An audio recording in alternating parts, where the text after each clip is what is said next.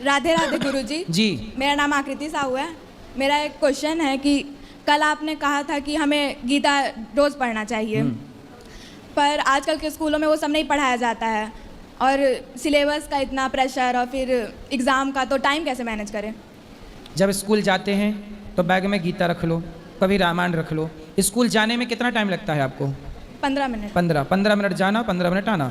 गाड़ी से जाते हैं? साइकिल। साइकिल से। अच्छा, साइकिल जाते हैं तो फिर कोई बात नहीं। जहाँ टाइम मिले, जब टाइम मिले, संडे को टाइम मिलता होगा, संडे को आप नियम बनाओ कि हमें आधा घंटा गीता पढ़नी है, रामायण पढ़नी है। जब गीता पूरी हो जाए तो रामायण, रामायण पूरी हो जाए तो कुछ और सनातन के जो ग्रंथ हैं वो पढ़िए। नियम बनाइए कि संडे जब टाइम मिल जाए, 5 मिनट तो मिलेगा टाइम, 5 मिनट में एक पेज पढ़ने का नियम बनाओ कि हम रोज़ एक पेज पढ़ेंगे। एक पेज पढ़ने में 5 मिनट लगेगा अधिक से अधिक, ठीक है?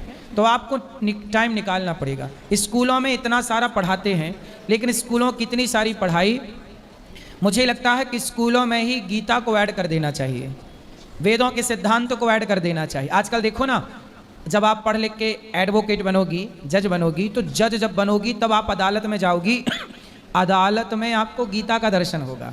वहाँ मुजरिम आएगा, वो गीता पे हाथ रख के कसम खाएगा, मैं गीता पे हाथ रख के कसम खाता हूँ, जो कहूँगा सच कहूँगा, सच के सिवा कुछ नहीं कहूँगा। सोचिए, गीता अदालत में रखी है कसम खाने के लिए। काश गीता को बैग में रखते पढ़ाने के लिए, तो लोग अपराध करके जाते ही ना कोर्ट कचहरी, अपराध ही ना होता।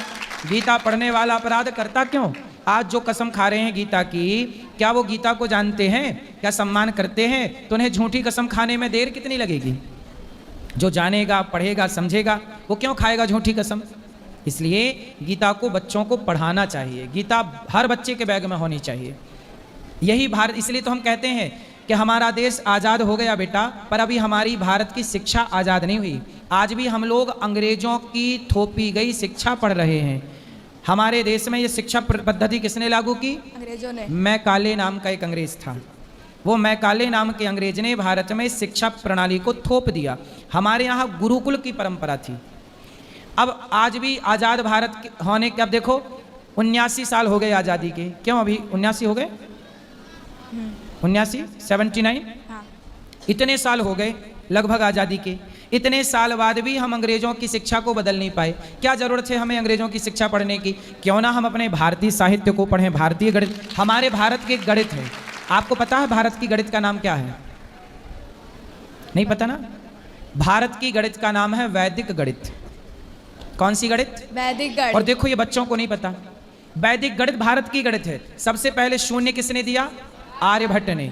आर्यभट्ट ने जो शून्य दिया और अंक बना 10, फिर 11, वो आर्यभट्ट ने क्या पढ़ के गणित के वो ज्ञानी बने? वो वैदिक गणित पढ़ के इतने ज्ञानी बन गए कि उन्होंने दुनिया को पढ़ना सिखाया। वो गणित हम क्यों ना पढ़ें जो हमारी है? अब हम अंग्रेजों वाली गणित पढ़ रहे हैं। हम अपनी गणित क्यों ना पढ़ें? पाइथागोरस प्रमेय हम क्यों पढ़ें? हमारी गणित में और अच्छे से सिद्धांत हैं। हमारी गणित इतनी फास्ट है कि हमने आज के 1000 साल पहले बता दिया था कि ग्रह 9 है ना?